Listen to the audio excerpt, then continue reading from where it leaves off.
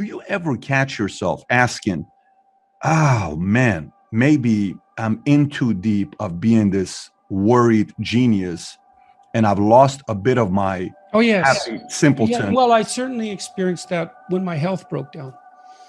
And the reason for that was that I not only did I get sick, my life fell apart because I couldn't do anything that I used to be able to do. I couldn't listen to music. I couldn't read. I couldn't write. I couldn't think. I couldn't do any of the, because everything that I had done was complex and difficult, all the things that I engaged in.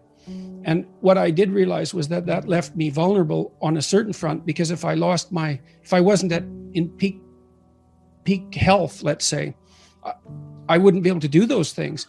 And so, I mean, that's why I'm walking now, for example. You know, I said I walk 6 miles a day, and I do that every day. And it's very simple. And I've played a lot of ping pong, and I've always liked that, but I never played that much, but I liked that. And there is some utility in having things around that are rewarding and good for you, that are less complex. I would say, though, that with regards to the conflict between, let's say, you know, miserable wisdom and happy ignorance, is that there's different forms of rewards to be found in different places. You know, you can think about this even in terms of personality. One major personality dimension is extroversion. And the reason for that is that we have a pleasure circuit, and how active that is varies between people. That's what causes variation in extroversion. And we generally equate happiness with the activation of the circuitry that's associated with extroversion. And drugs like cocaine and amphetamines activate that circuit. But there's another personality dimension, which is openness. And openness is the creativity dimension. And there's pleasure to be derived from that as well. And so that's philosophical exploration and literary experience. And I suppose when you go to a movie, you experience a blend of those two things, especially if it's a rather complex movie. So there's different forms of engagement or pleasure to be found, and some of them are more akin to happiness, and some of them are more akin to meaning. And sometimes they come into conflict, but I think all things considered, they work best when they're working together.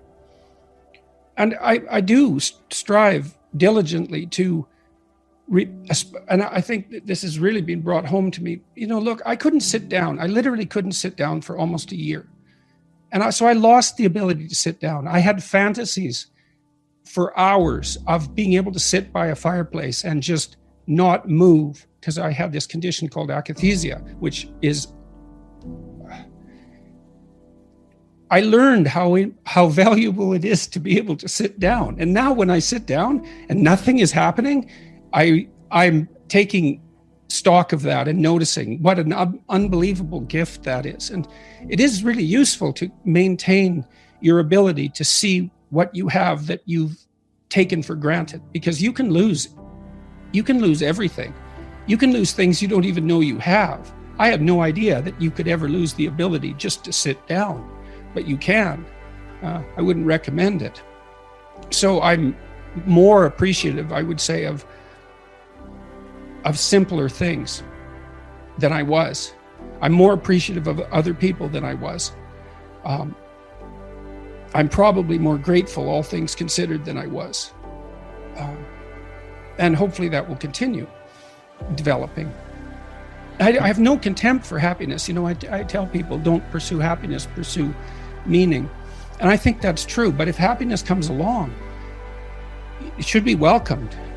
And if you're ever somewhere where that's happening, you should notice it and be grateful for it and enjoy it. And that's for sure.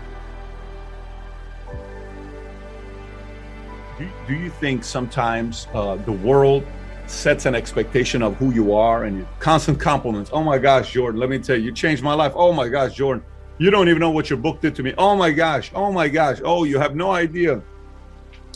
Because of you, I'm doing that. Because of you, my marriage worked. Because of you, I have better relation with my dad. Because of you, I'm doing better with my mom. Because of you. Sometimes that because of you, it's a little too much burden of because of you. It's like, dude, because of me, don't do shit. Like, because of me, just let me be free for once. Like, because of you, like, Maybe I don't want you to say because of you. Let go live your life. Because of you, you made the decision. I'm just writing a book. Do you ever feel like you don't want that standard and expectation of, putting you on the pedestal here, and then you have to almost walk on water where you're not free? Do you ever feel that kind of an obligation, or no, that's not even something that crosses your mind? I feel that obligation all the time. Got it. And I have people around right from the beginning of all this. I've talked to my friends and my family all the time about what I'm doing so that I don't make a mistake, so that we're trying to stop me from making a mistake. So, but I also, especially when I'm talking to people one-on-one, I don't want, see, if you're a clinical psychologist, you don't want to steal people's accomplishments from them, which is partly why you don't give advice exactly. So maybe someone is trying to decide whether they should get married. And maybe you have an opinion, but probably you shouldn't, because as a psychologist, let's say, except perhaps in extreme cases, the person has to discover what they need to do for themselves so that they can discover it again in the future, so that they can learn to discover things for themselves. And you don't want to give advice, because then if they do something good, you can take credit for it. And I don't want to take credit for the accomplishments that people make as a consequence of, putting the ideas they encounter in my books into practice. They put them into practice, and good for them. And so when I meet people in the street, that's what I tell them. It's like, okay, you did this specific thing, good for you. And, I provided some impetus, and I'm happy about that and pleased to do that. But I certainly don't want the credit. But I do feel the obligation. I think it is part of what made me ill. I think it is because, as a psychologist, I dealt with people's innermost secrets for decades. But it was kind of limited, right? It was 13 people or so a week, maybe up to 20, which is still quite a few people, but it's not an inordinate number of people. It's a bounded number of people. And then I had my other work that I could escape into, let's say, and I wasn't carrying it with me, the burden of the lives of the people that I was intertwined with. But then all of a sudden I started to experience that, the longing, I suppose, in some sense, on a much greater scale.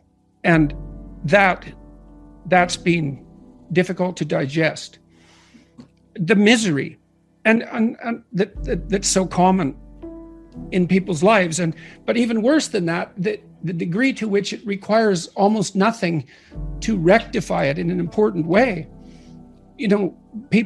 There's many people who are starving for a word of encouragement, and if you provide that, they run with it. Why weren't they encouraged to begin with?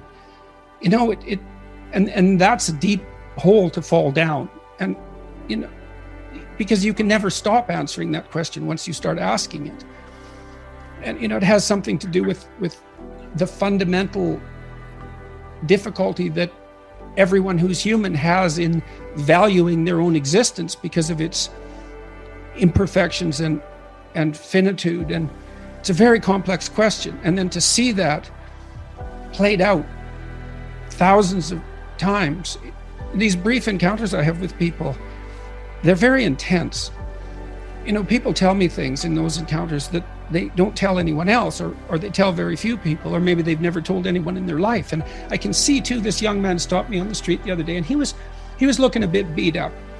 And he came up and he said, he was very shy, and he said, well, your lectures have been very helpful. And I asked him what his name was, and that usually helps people set them at ease. And then I said, well, what helped you? And he was quite hesitant. He didn't exactly know how to formulate what he was doing, but I could see that he was very scared to say anything that he had done well, because his experience had been that he'd never been encouraged when he did something well. And so, you can really punish someone if they come up to you and say they did something good that was actually good, and then you punish them or ignore them. It really hurts them. And that happens to children all the time. And it certainly had happened to this young man. So he's very hesitant to tell me what he had done that was good. And, he told me, and I listened, and I said, look, this is as far as I'm concerned, that what you did was really good. And he just lit up, it was, and that's great that he lit up, but it's terrible that it hadn't happened to him before.